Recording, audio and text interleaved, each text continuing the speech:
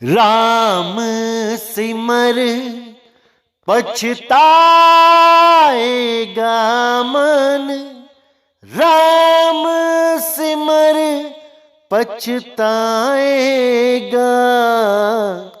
राम सिमर पछताएगा मन, राम सिमर पछताएगा। हो राम सिमर पछताएगा, हो राम सिमर पछताएगा। नमस्कार मेरे प्यारे भाइयों, मेरे परम पिता परमात्मा के प्यारे जीव हंसों, मैं बंदी छोड़ से यही अरदास करता हूं कि आप सब मेरे भाइयों का विवेक पहले से ज्यादा और ज्यादा से ज्यादा बढ़ता ही जाए और ऐसी कोई दुविधा ना रहे जो मेरे भाइयों को 1% भी भ्रम में डाल पाए। ऐसी अपार दया हो जाए उस बंदी छोड़ की कि एक एक चीज मेरे भाइयों को ऐसी समझ में आने लग जाए कि कोई भ्रम बाकी ही ना रहे। मैं बस यही अरदास करता हूं उस परमपिता परमात्मा से, उस कुल के मालिक बंदी छोड़ से। तो मेरे भाइयों, आज जो इंपॉर्टेंट मुद्दा है वो ये है कि बहुत से लोग, आपको पता है, इस पंथ में घुस चुके हैं जो मिलावट करने की पूरी कोशिश में हैं।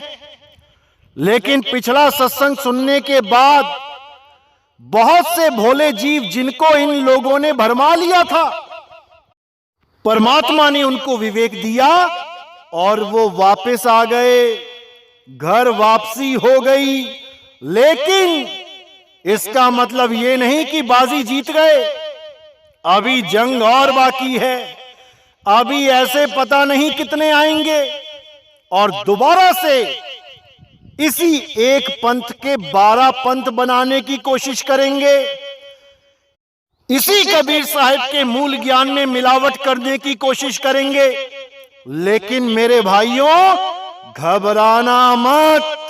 नितिन दास इस बार ऐसा कुछ नहीं होने देगा। ऐसे भ्रम तोड़ दिए जाएंगे, सारे ऐसे भ्रम तोड़ दिए जाएंगे कि ये काल के दूत किसी को भी भ्रमित नहीं कर पाएंगे।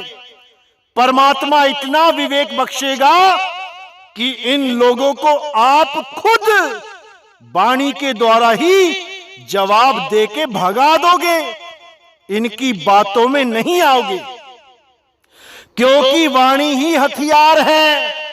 इन काल के दूतों के पास भी वाणी जाल है।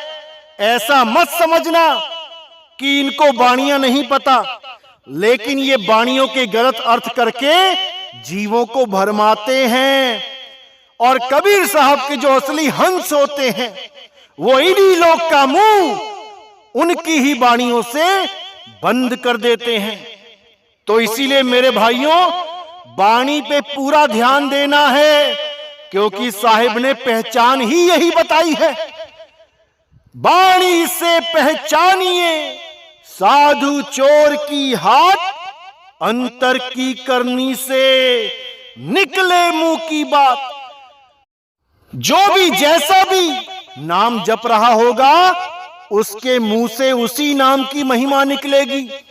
अगर कोई 52 अक्षरी नाम जप रहा है तो कबीर साहब की वाणियों को जितनी बार भी उसमें शब्द का जिक्र आता है वो 52 अक्षरों में ही फिट करके बताएगा।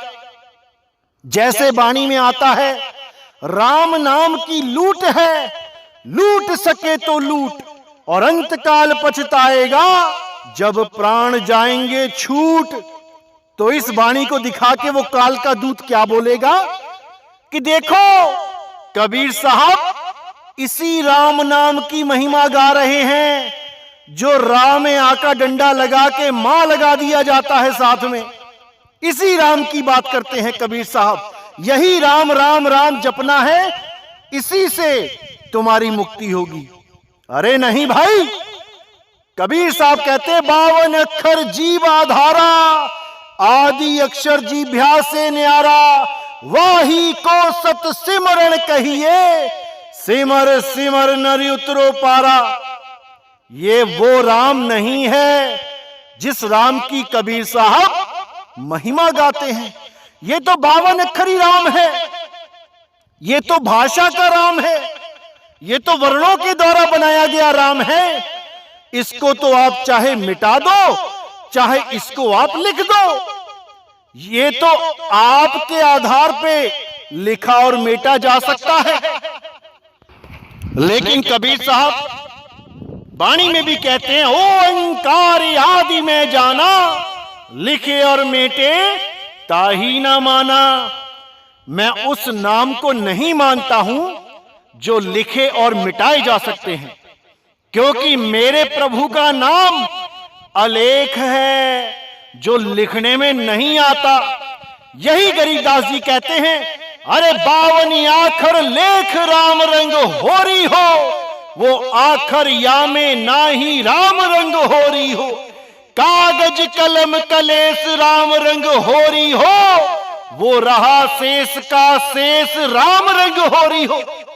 यानी कागज कलम से लिखने वाले जितने भी नाम हैं, ये सब कलेस हैं, ये नकली नाम हैं, जिसके लिए गुरु ग्रंथ साहब में भी बोला गया है, कृत्रिम नाम कथे तेरे जिहिबा, सत्य नाम तेरा परापुरबला। ये जितने भी नाम लिखने बोलने पढ़ने में आते हैं, ये जितने भी नाम वर्णात्मक हैं, ये वो नाम नहीं है जिसकी महिमा संत महात्मा गा के गए हैं। क्योंकि उन्होंने भी बोला है, राम से बड़ा राम का नाम। तो राम का नाम अगर राम से बड़ा है, तो खुद बोल के क्यों नहीं बता सकता कि मेरा नाम राम है? क्योंकि भगवान राम तो अपना नाम स्वयं बताते थे, लेकिन राम का नाम अपना नाम नहीं बता सकता, क्योंकि वो लिखने में आ गया, वो बोलने में आ गया। और किसने लिखा, किसने बोला? इसी जीव ने बोला। इसीलिए साहिब बोलते हैं एक जगह, मैं तो से पूछूं पंडिता, शब्द बड़ा की जीव। ये शब्द बड़े हैं या जीव बड़ा है जिसने इन शब्दों की रचना करी है? जब ये जीव संसार में नहीं था, जब इस सृष्टि की रचना नहीं हुई थी, तो कौन सा नाम था? उस नाम को जानना है जिसके लिए बोला गया, आद सच जुगाद सच, है भी सच नानक होसी भी सच। वो जब सृष्टि नहीं बनी थी तब भी था, और सृष्टि खत्म हो जाएगी तब भी रहेगा। उसे कोई लिख और मेट नहीं सकता। बहुत से लोग इस आ के चक्कर में पड़ जाते हैं। अरे भाई, ये आ लिखा भी जाता है, ये आ बोला भी जाता है। इस आ के चंगुल से जितनी जल्दी हो सके निकल जाओ और गुरु की सैन के द्वारा अपनी सूरत को स्थिर करके उस असली शब्द का अनुभव करो, क्योंकि अनुभव ज्ञान के बिना सब झूठा है। पता लगा गुरु से आ लेके बैठ गए और सारी उम्र अनुभव ही प्राप्त नहीं कर पाए, तो वो नामदान भी झूठा हो जाएगा, वो सिद्ध नहीं हो सकता। इसीलिए केवल और केवल अपनी भक्ति की तरफ ध्यान दो। जो गुरु ने बताया है, जो सैन गुरु ने दी है, वहां पे सूरत को तानो, निशाना मारो, सीधा मारो, सीधा निशाना लगेगा। गलती से भी इधर उधर निशाना नहीं होना चाहिए। अगर निशाना इधर उधर हो गया तो मेरे भाई, ये इंसानी जन्म बर्बाद हो जाएगा और वापस उसी 184 में जाना पड़ेगा। जिस 84 को बड़ी मुश्किल से भुगत के आज इंसान चोले में पहुंचे हो, इसकी कदर कर लो मेरे भाई। और जितने भी ये काल के दूत बैठे हैं, तुम्हारे निशाने को लक्ष्य से हटाने के लिए इनकी मंशा कभी पूरी मत होने देना। अगर तुम्हारा निशाना उस लक्ष्य से हट गया तो मेरे भाई ये काल के दूत तुम्हें छोड़ेंगे नहीं। जम के दूत आके पकड़ के तुम्हें गर्भ में डालेंगे, गोते लगाएंगे, कोई बचाने वाला नहीं होगा। केवल और केवल वो ही बचेगा जो अपनी सूरत को अपने लक्ष्य पे रखेगा। चांद पे चकोर की नजर होती है जैसे, बीच में कुछ नहीं आना चाहिए, क्योंकि ये काल के दूत बहुत भरमा रहे हैं आजकल लोगों को कि सीधे विहंगम चाल से आप वहां नहीं पहुंच पाओगे। आपको 52 अक्षरी नाम जपना ही पड़ेगा। और आपको बोलेंगे, मैं 1000 जगह प्रमाण दे सकता हूं कि 52 अक्षरी नाम जपना पड़ेगा। कबीर साहब ने 52 अक्षरी नाम की महिमा गाई है। ऐसे लोगों से सावधान रहना मेरे भाइयों, सावधान रहना। मैं बिल्कुल नहीं चाहता कि आसमान से गिरते हुए तुम खजूर पे लटक जाओ। जब तक ये मूल ज्ञान तुम्हारे जीवन में नहीं आया था, तुम आसमान से ही गिर रहे थे। और जब ऐसे कालदूत तुम्हें बीच में लूटने के लिए बैठे होते हैं तो तुम खजूर पे ही लटक जाते हो। इसलिए मेरे भाई, आज की वाणी को अच्छी तरह समझ लो और अर्जुन की तरह अपना निशाना साध लो। कहां पे साध लो? अपने गुरु के द्वार पे, क्योंकि द्वार धनी के पड़े रहो, धक्का धनी का खाओ, और कब हूं धनी निवाजी हैं, जो दर छाड़ ना जाओ। ये लोग तुम्हें विचलित कर देते हैं कि नहीं, दरवाजे पे नहीं खड़े होना है, आओ 52 अक्षरी नाम जपते हैं, आओ श्वासों का अजपा जाप करते हैं, आओ कानों में उंगलियां डाल के अनहद नाद सुनते हैं। ऐसे काल के दूतों को अपने जीवन में मत आने देना मेरे भाइयों, मत आने देना। वरना जितना भी सत्संग आज तक सुना है ये सब बेकार हो जाएगा। अगर इतना विवेक जागने के बाद भी आप किसी के द्वारा लूटे जाओ तो क्या फायदा ऐसा विवेकी होने का। कई तो ये बोल के लूट रहे हैं कि आओ तुम्हें 3 सेकंड में सार शब्द दे दे। नितिन दास के पास जाके तो पता नहीं कब मिलेगा, मेरे पास आओ 3 सेकंड में पाओ। और बुला के क्या देते हैं? कान में फूंक मारते हैं, इसी को सार शब्द बोल देते हैं ये मूर्ख प्राणी। लेकिन मेरे भाइयों, अब आपने नहीं उलझना है। अब हर चीज बिल्कुल क्लियर होनी चाहिए कि हमें क्या चाहिए, कैसे चाहिए। सब कुछ आपको इन्हीं सत्संगों से समझ में आ जाना चाहिए। कोई भी दुविधा रहनी ही नहीं चाहिए। तो आज का सत्संग जिस वाणी पे करेंगे, बहुत सुंदर वाणी है मेरे भाइयों। अगर ये वाणी आपने समझ ली तो कोई काल का दूत आपको भरमा नहीं सकता। अर्जुन की तरह आपका निशाना सीधे सार शब्द पे होगा और बीच में कोई अड़चन नहीं आएगी। लेकिन उसके लिए आपको पूर्ण विश्वास के द्वारा उस लक्ष्य को साधना होगा जिस लक्ष्य की बात बंदी छोड़ कबीर साहब इस वाणी में कर रहे हैं। तो क्या कहती है वाणी? निशाना कोई मारे संत सुजान, निशाना कोई मारे संत सुजान। मूल कमल गणपति का वासा, ब्रह्मा इंद्री जान। नाभि कमल में विष्णु विराजे, 3 तार एक मान। अब बिल्कुल क्लियर कर दिया यहां वाणी में कि निशाना कोई मारे संत सुजान। कि सूरत का निशाना सीधे शब्द गुरु पे होना चाहिए। शब्द गुरु के अलावा और कहीं भी ये सूरत होनी ही नहीं चाहिए।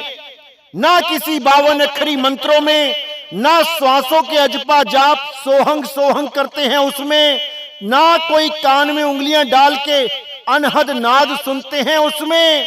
ये तीनों ही मार्ग भटकाने वाले हैं, इनसे बाहर निकल जाना है। तो कहते हैं निशाना कोई मारे संत सुजान, मूल कमल गणपति का वासा, ब्रह्मा इंद्री जान। मूल कमल में गणेश जी का वास है और उसके ऊपर इंद्री में ब्रह्मा सावित्री जी का वास है। लेकिन हमारा निशाना इन दोनों में से कोई नहीं है। इसलिए मेरे भाई और ऊपर चलो। नाभि कमल में विष्णु विराजे, 3 तार एकमान। अब नाभि कमल में कौन है? विष्णु जी हैं। लेकिन हमारा निशाना वहां भी नहीं लगना चाहिए। अब आगे कहते हैं हृदय कमल शिव शक्ति विराजे, कंठ सरस्वती ज्ञान, इंगला पिंगला सूर्य चंद्रमा, इनसे न्यारा जान। यानी हृदय कमल में शिव शक्ति विराज रहे हैं और कंठ में सरस्वती का ज्ञान रूप चल रहा है। लेकिन हमारा निशाना यहां भी नहीं लगना चाहिए। और ऊपर चलो। इंगला पिंगला सूर्य चंद्रमा, इनसे न्यारा जान। अब जितने भी संसार में गुरुआ लोग बैठे हैं, ये जितने भी इंगला पिंगला सुषमना वाले बैठे हैं, ये सब तुम्हारा गलत निशाना लगवा रहे हैं। तुम त्रिकुटी में निशाना लगा के बैठे हो, इंगला पिंगला में निशाना लगा के बैठे हो। अरे भाई, वहां पे काल का वास है, वहीं ये छुपा हुआ बैठा है। कौन? काल निरंजन, जिसके लिए बोला गया जन्मे मरे जीव 84, काल निरंजन डाली फांसी। इस काल निरंजन से बचना है मेरे भाइयों, बचना। क्योंकि इसका सबसे बड़ा जाल यही है कि ये अपने ही गुरु के रूप के दीदार करा देता है आपको। जिस भी गुरु से आपने नाम लिया है, उसी की शक्ल धारण करके सामने खड़ा हो जाता है और आप उसके पैर पड़ जाते हो कि गुरुजी आ गए, गुरुजी आ गए। अरे भाई, वो काल निरंजन है, वो गुरु नहीं है। क्योंकि कबीर साहब ने हर चीज क्लियर कर रखी है। इस काल से बचने का हर तरीका बता रखा है। इस काल के सारे भेद खोल रखे हैं। अरे तुमसे कहूं मैं नाम विचारी, ना वो ज्योत ना पुरुष ना नारी। ना तो वो ज्योत है और ना ही पुरुष और नारी है। तो ये काल निरंजन तुम्हें या तो ज्योत के दीदार करा देता है, तुम्हारी आंखों के बीच में ज्योत प्रकट कर देता है, और जो गुरु से प्रेम कर बैठते हैं उनके आगे गुरु रूप धारण करके बैठ जाता है। यानी कि जो लोग ये जानते हैं कि गुरु कोई शरीर नहीं होता है, उसके सामने तो ये ज्योत बन के बैठ जाता है, ताकि किसी को शक ना हो कि गुरु तो शरीर होता नहीं है। ये शरीर कहां से आ गया? क्योंकि ये विवेकी मछलियां होती हैं, लेकिन पूर्ण विवेकी नहीं होती। इतना तो समझ में आ जाता है कि गुरु कोई शरीर नहीं है, लेकिन इतना समझ में नहीं आता कि गुरु कोई ज्योत भी नहीं है। यहीं पे अटक जाते हैं ये लोग, यही धोखा खा जाते हैं।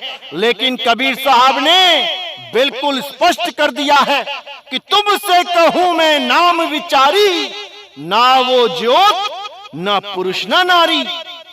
ये ज्योत परमात्मा नहीं है मेरे भाई, ये ज्योत मन है, जिसके लिए बाबा नानक भी कहते हैं मन तू ज्योत स्वरूप है, अपना मूल पछाण। ये मन ही ज्योत स्वरूप है भाई, परमात्मा ज्योत स्वरूप नहीं है। समझ जाओ मेरे भाइयों, इसको समझ जाओ। तो कहते हैं इंगला पिंगला सूर्य चंद्रमा, इनसे न्यारा जान, रूप नाल निरंजन वासा, त्रिकुटी ओम स्थान। तीन लोक में धर्म निराजा, बसे मध्य स्थान। पच्छु सोहंग शब्द होत है, दक्षिण रारंकार। तो यहां बिल्कुल क्लियर कर दिया कि रूप नाल निरंजन वासा। नाल कौन सी है? यही सुषमना नाड़ी ही वो नाल है। इसी में सारा खेल चलता है काल भगवान का और माया का। इसी नाड़ी में जितने भी जीव आज तक गए हैं, एक भी बाहर नहीं निकल पाया। सबके सब इसके जाल में फंस गए, सबके सब गर्भ में उल्टे लटक गए, एक भी पार नहीं हो पाया।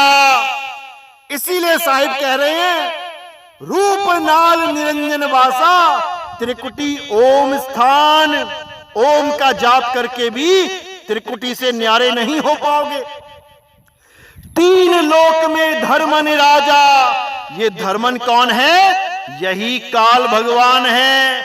इसी तीन लोक का मालिक है जो सारे जीवों को उलझा के बैठा हुआ है। एक एक जीव के लिए ये ऐसा जाल बुन देता है कि कोई नहीं निकल सकता।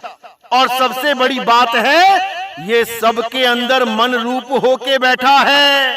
अरे काल काल सब कोई कहे, काल न चीने कोई। जितनी मन की कल्पना, काल कहावै सोई। ये जितने भी काल के दूत हमारा ज्ञान सुन के और मन में मिलावट करने की सोचते हैं, असल में ये इनका जो मन है, जो मिलावट करना चाहता है, यही काल है। और ये काल के जाल में फंस चुके हैं, क्योंकि काल के हुक्म को मानने के बाद ही ये काल के दूत कहलाते हैं। अगर ये उस काल का हुक्म ना माने और केवल गुरु की बात पे यकीन कर ले, तो इनका कल्याण जरूर हो जाएगा। लेकिन ये काल के दूत मान बढ़ाई के चक्कर में ये पंथ में मिलावट करते हैं। अपनी जय जयकार कराने के चक्कर में ये नाम में मिलावट करते हैं, और उसके बाद इनकी वो दुर्गति होती है कि परमात्मा भी इनकी मदद नहीं करता।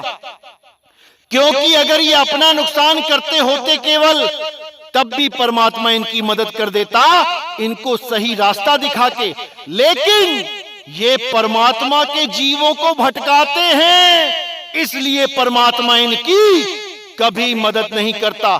जन्मों जन्मों तक ये लोग गर्भजून में उल्टे लटकते हैं। जन्मों जन्मों तक ये गधे सुअर की जून पाते हैं और डंडे खाते हैं। जन्मों जन्मों तक ये बैल की जून पाते हैं और हल जोतते हैं। और किसान जब लाठियां चलाता है तो अपनी खाल को भी नहीं रगड़ पाते। ऐसी हालत हो जाती है इन लोगों की, केवल इसलिए क्योंकि ये परमात्मा के जीवों को भटकाने का काम करते हैं। अगर तुम्हारे बच्चों को कोई बिगाड़े तो क्या तुम उस पे तरस खाओगे? कभी नहीं।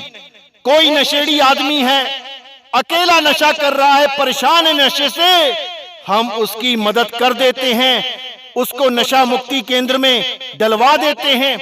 लेकिन अगर वही नशेड़ी दूसरों को भी नशा बांटने लग जाए तो उसको सीधे पुलिस के हवाले करते हैं, उसको सीधे जेल में ठोकते हैं, उस पे दया नहीं करते। पंजाब में तो एक नशेड़ी का गांव वालों ने मिलके हाथ ही काट दिया। बेच बेटा कितनी बेचता है। तो ऐसी हालत तब होती है जब हम किसी और का नुकसान करने लग जाते हैं, केवल झूठी वाहवाही के चक्कर में। इसलिए मेरे भाई, गलत फहमी में मत रहना कि इस बार तुम्हारा दांव लग जाएगा। पिछली बार तुमने एक पंथ के 12 बना दिए थे, इस बार 12 से 1 करने आया हूं। इस गलत फहमी में मत रहना कि तुम 1 से फिर 12 कर दोगे। ये आखिरी चेतावनी है नितिन दास की तरफ से। अभी समय है, सुधर जाओ। तो आगे क्या कहते हैं वाणी में? तीन लोक में धर्म निराजा, बसे मध्य स्थान। मध्य स्थान का मतलब क्या है? इंगला इधर, पिंगला उधर और मध्य में सुषमना है। इसी सुषमना में ये धर्म राजा बैठा हुआ है। पच्छु सोहंग शब्द होत है, दक्षिण रारंकार भवर गुफा में अनहद बाजे, तासे न्यारा जान। पश्चिम दिशा में सोहंग शब्द की आवाज हो रही है और दक्षिण दिशा में रारंकार की आवाज हो रही है, और भवर गुफा में जो अनहद बाजा बज रहा है उस पे भी निशाना नहीं लगाना है, उससे न्यारा जान, उससे भी न्यारा हो जाना है। तो आगे कहते हैं, परम पुरुष धर अधर तार जहां, कोट भानी उजियार, कहे कबीर सुनो भाई साधो, पद पावे निर्वाण। यानी सीधे साहिब ने निशाना कहां बताया? अधर तार। जिसके लिए बोला अधर तार तानिए, रेचक कुंभक पूरक को ढंग नाही, अरे पड़े गुने वाद करे कबहु नाही मानिए, श्वासा का जाप करे झूठ सो बखानिए, अक्षर पार नी अक्षर भरपूर है, कहे कबीर सत्य कर मानिए। अब यहां पे साहिब ने बोला कि अक्षर पार नी अक्षर भरपूर है।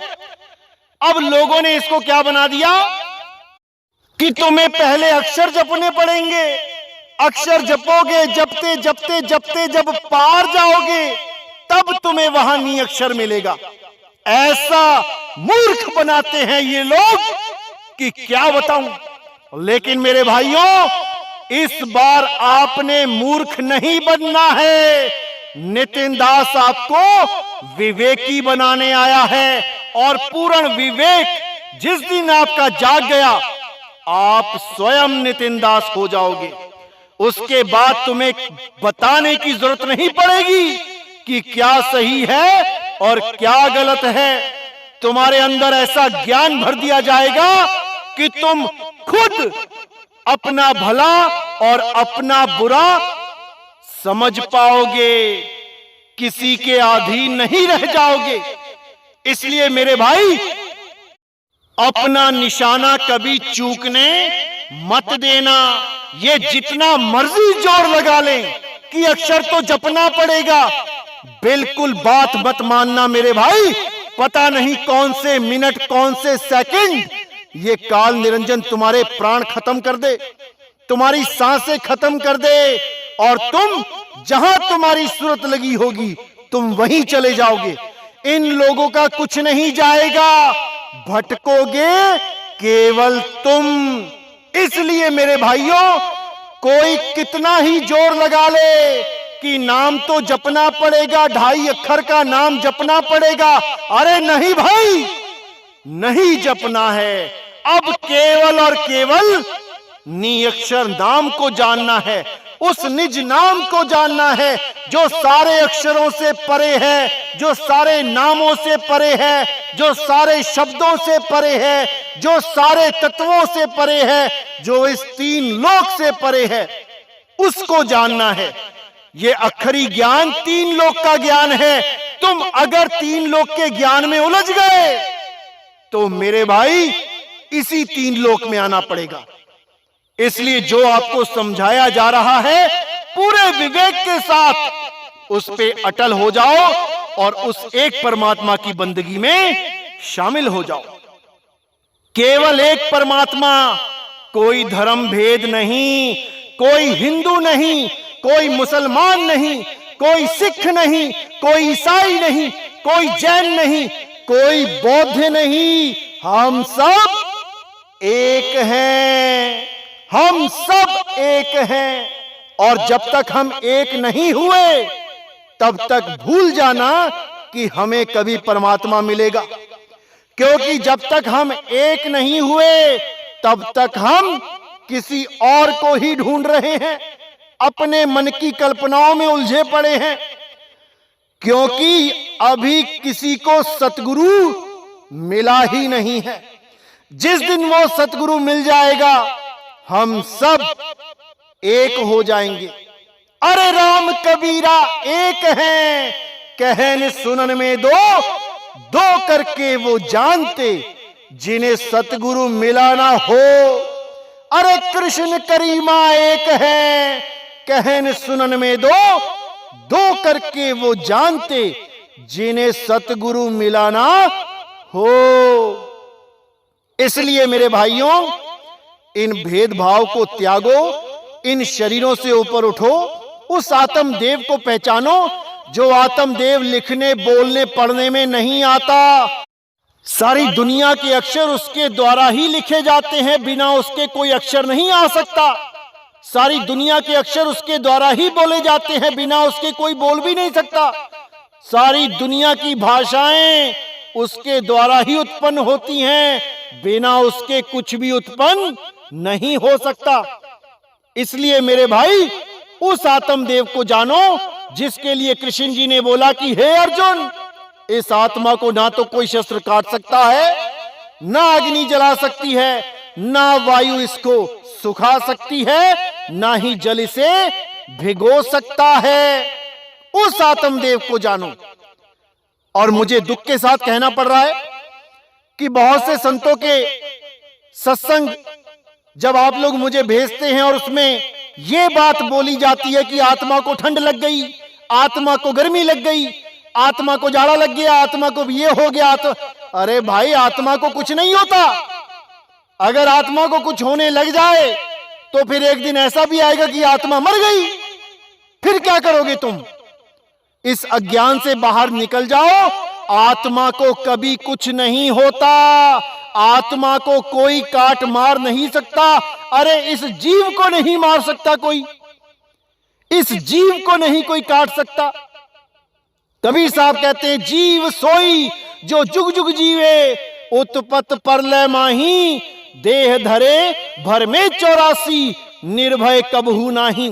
देह धरे, देह को जीव धारण करता है। देह को काट सकते हो पर जीव को नहीं काट सकते। क्यों नहीं समझ में आता? मैं हैरान हो जाता हूं। इतने सत्संग मैंने कर दिए, लेकिन आज भी इन लोगों का ये हाल है कि क्या बताऊं। तो मेरे भाइयों, पूर्ण विवेकी बनना है, हर चीज को समझना है, हर चीज को, ऐसी कोई चीज ना रह जाए जो आपको भ्रम में डाल पाए। इसलिए मेरे भाइयों, केवल और केवल विवेकी बनना ही आपके मनुष्य जन्म का लक्ष्य है। डॉक्टर बनना, इंजीनियर बनना, साइंटिस्ट बनना, एमएलए बनना, पीएम बनना, ये लक्ष्य नहीं है। ये तो पेट के धंधे हैं। असली लक्ष्य है कि अज्ञान को त्याग के, ज्ञान को अपना के, उसको प्रैक्टिकल करके अनुभव ज्ञान अर्जित करो। विवेक के द्वारा ही ये सब हो सकता है। बिना विवेक का मानवा वाको पशुआ जान। पशु के समान होता है वो जिसका अपना विवेक नहीं होता। और नितिन दास आपको विवेकी बना के छोड़ेगा, बना के छोड़ेगा। तो मेरे भाइयों, आज का सत्संग यहीं समाप्त करते हैं और अगला सत्संग इन काल के दूतों के सिर पे हथौड़े का काम करेगा, क्योंकि ऐसी वाणी खोली जाएगी कि इनकी हालत खराब हो जाएगी। तो मेरे भाइयों, अब मैं आपसे विदा चाहता हूं और अगला सत्संग बहुत जल्दी आएगा। तब तक के लिए मुझे विदा करें। बोलिए सतगुरु बंदी छोड़ सतगुरु सत्य कबीर साहिब की सदा ही जय हो, सदा ही जय हो। मेरे मालिक की साहिब बंदगी सतनाम।